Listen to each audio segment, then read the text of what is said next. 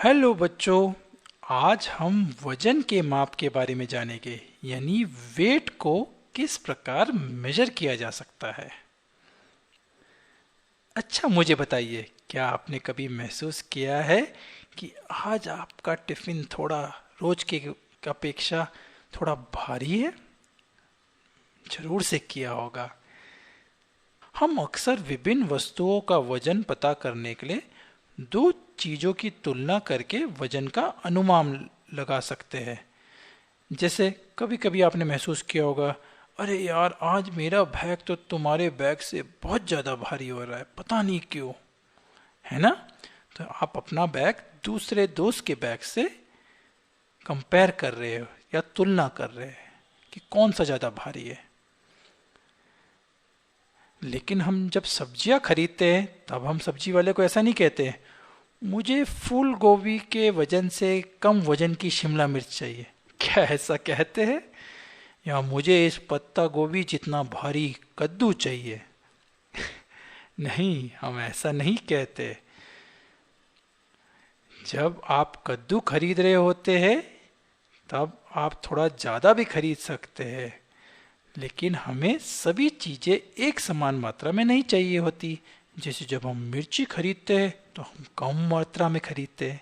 क्या हम मिर्ची को कद्दू जितना खरीदेंगे? नहीं, वो तो बहुत ज़्यादा हो जाएगी। जब हम गेहूं या चावल खरीदते हैं तब हम उन्हें कम मात्रा में नहीं, ज़्यादा मात्रा में खरीदते हैं, क्योंकि रोज घर में चावल लगता है ना? तो अलग अलग चीज़ों को अलग अलग मात्रा में खरीदते हैं। तो हमें सबसे पहले यह मालूम होना चाहिए कि कौन सी चीज़ हमें कितनी मात्रा में चाहिए, है ना? तो सामान्यतः आपकी मम्मी को यह पता रहता है कि आप सभी को कितना चावल, गेहूं, सब्जी की ज़रूरत है। जैसे वह महीने के शुरुआत में 10 किलो चावल या गेहूं खरीदती है, लेकिन दाल आपकी मम्मी 3 या 4 किलो ही खरीदती होगी। मिर्ची हो सकता है रोज 200 ग्राम खरीदती होगी। तो ये सब किलोग्राम, ग्राम, ये क्या है? यह और कुछ नहीं, वजन की इकाइयां है, यानी वेट के यूनिट्स है। वेट को मेजर करने की यूनिट है। आपके माता पिता को चीजों के वजन करने की अच्छी समझ है, इसलिए उन्हें पता होता है कि कौन सी चीज कितनी मात्रा में चाहिए। इसीलिए यदि हमें चीजों के वजन का अंदाजा हो तब हम अपनी जरूरत के हिसाब से उन्हें ले सकते हैं और इससे चीजें व्यर्थ नहीं जाएगी। तो वेट के क्या क्या यूनिट्स है? किलोग्राम्स, जिसे केजी भी लिखते हैं, जैसे कि 2 केजी, या ग्राम या जीएम भी कहते हैं, यानी 500 ग्राम, 750 ग्राम आदि। और वजन को हम कैसे मापते हैं? कुछ सामान बेचने वाले, जैसे सब्जी वाले, एक सामान्य तराजू का इस्तेमाल करके चीज़ों को मापते हैं। तराजू में एक तरफ सब्जी रखी जाती है और दूसरी तरफ विभिन्न बाट रखे जाते हैं। तो एक पलड़े में हमें जो सामान जो खरीदना होता है, जैसे कि सब्जी, वह रखा जाता है और दूसरे पलड़े में उसके अनुसार वजन रखा जाता है और फिर इसे संतुलित किया जाता है, यानी बैलेंस किया जाता है। मान लीजिए हमें 2 किलो आलू खरीदने हैं तो वह आलू डालता रहेगा और इस तरफ 2 किलो का बाट रखेगा। मतलब 2 किलो बराबर का वजन इस तरफ रखा जा सकता है। और जब यहाँ पे दोनों बैलेंस हो जाएंगे, यानी संतुलित हो जाएंगे, तो जितने आलू ये होंगे उनका वेट होगा 2 केजी, क्योंकि यह बाट का वेट भी था 2 केजी। देखिए लिखा हुआ है 2 केजी, है ना? पर मिठाई विठाई की दुकान पे आप देखेंगे आजकल अलग अलग टाइप के तौल कांटों का इस्तेमाल होने लगा है। जैसे यह इलेक्ट्रॉनिक तौल कांटा है। जब हम इस पर सामान रखते हैं और स्क्रीन पर इसका वजन दिखाई देता है तो डायरेक्टली हमें नोट कर सकते हैं, हाँ भाई ये 2 किलो का है ना? इसको कहते हैं इलेक्ट्रॉनिक वेइंग मशीन। यहां पर विभिन्न धातु के बाट है। जैसे इसमें लिखा हुआ है 500 ग्राम, इसमें लिखा है 100 ग्राम, इसमें लिखा है 1 केजी, है ना? अगर हमें 100 ग्राम टमाटर खरीदना है तो दुकानदार एक तरफ रखेगा तराजू के 100 ग्राम का ये छोटा वाला बाट और दूसरी तरफ रखेगा टमाटर, और फिर बाद में टमाटर को और बाट को संतुलित करके आपको टमाटर दे देगा। तो पर हर वजन को मापने के लिए तो अलग अलग बाट नहीं हो सकते। अगर हमें 3 kg करना है, 6 kg करना है, 400 ग्राम करना है, तो इतने सारे बाट या वेट की जरूरत पड़ेगी। तो कैसे करेंगे हम यह?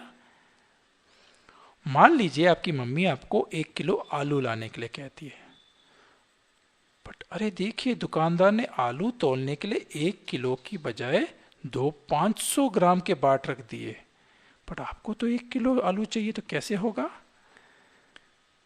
हमें मालूम है 1 kg इज इक्वल टू 1000 ग्राम, तो 2 500 ग्राम मिला के बन जाता है 1000 ग्राम। तो अगर उसने 2 500 ग्राम रखे हैं, मतलब वह हो गया 1 kg, है ना। 500 प्लस 500 इज इक्वल टू 1000 ग्राम, और 1000 ग्राम बोलो या 1 kg बोलो, दोनों बराबर है। तो दुकानदार या तो 1 kg का बाट रख सकता है आपको आलू मापने के समय, या 500 ग्राम्स के 2 बाट रख सकता है, पर दोनों का मतलब है 1 किलो। बाट कुछ अलग अलग वजन के होते हैं, जैसे 50 ग्राम, 100 ग्राम, 200 ग्राम, 500 ग्राम, 1 kg, 2 kg, 5 kg आदि। तो इन बाटों का इस्तेमाल ज़रूरत के अनुसार किया जाता है। जिन भार के बाट नहीं होते तो इन बाटों को मिलकर वह भार बनाया जा सकता है। जैसे 250 ग्राम बनाने के लिए 200 ग्राम और 50 ग्राम का बाट रखा जाता है। 200 प्लस 50 होता है 250। 1 kg इज इक्वल टू 1000 ग्राम है ना। तो हम 1 kg का सामान तोलने के लिए विभिन्न बाटों का इस्तेमाल कर सकते हैं। अगर हमको 100 ग्राम का इस्तेमाल करना है सिर्फ बाट, तो हमें कितने बाट लगेंगे? 1000 divide by 100 is equal to 10। तो अगर हमने 10 100 ग्राम के बाट एक के ऊपर एक रखे, तो दैट विल बिकम 1000 ग्राम, यानी 1 kg, है ना। 10 100 ग्राम के बाट 100 plus 100 plus 100 is equal to 1000, यानी 1 kg। यदि हम 200 ग्राम का बाट इस्तेमाल करते हैं 1 किलो मेजर करने के लिए, तो कितने बाट लगेंगे? 1000 डिवाइड बाय 200, यानी 5 बाट, क्योंकि 5 मल्टीप्लाई बाय 200 हो जाता है 1000 ग्राम। 1000 ग्राम यानी 1 kg, है ना। तो आप सोच रहे हो कि भार की ये विभिन्न इकाइयाँ होती है, लेकिन इनकी क्या जरूरत है? इतनी सारी इकाइयों की क्या जरूरत है? जब हम सब्जियां, मिठाई आदि खरीदते, तब हम इन्हें 500 ग्राम, 400 ग्राम, 1000 ग्राम आदि में खरीदते हैं। लेकिन जब हम गेहूँ, चावल आदि खरीदते, तब इन्हें हम ज़्यादा मात्रा में खरीदते हैं, 20,000 ग्राम, 5000 ग्राम आदि। तो ये तो बोलना और लिखना बड़ा मुश्किल हो जाता है ना। तो इसीलिए किलोग्राम आया। जहाँ बड़ा बहुत सारे ग्राम हो, उनको हटा के हम किलोग्राम लिख सकते हैं, क्योंकि 1000 gram is equal to 1 kg। तो 15,000 ग्राम को ही बोले, मतलब 15,000 डिवाइड बाय 1000, यानी 15 kg। 15 kg आसान है ना लिखने के लिए भी, याद करने के लिए। जाओ 15 किलो चावल लेके आओ, जाओ 15,000 ग्राम चावल लेके आओ, थोड़ा मुश्किल है ना।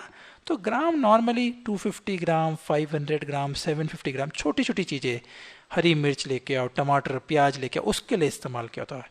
ज़्यादा भारी चीज़ों के लिए किलोग्राम इस्तेमाल होता है ना। लेकिन जब लोग सोना या चांदी जैसी मूल्यवान धातुएं खरीदते, तब वह बहुत कम मात्रा में खरीदते हैं। क्यों? क्योंकि वो बहुत महंगी होती है। या जो दवाइयाँ लेते हैं वह भी बहुत छोटी छोटी मात्रा में लेते हैं, है ना, क्योंकि ज़्यादा दवाइयाँ नुकसान पहुंचा सकती है।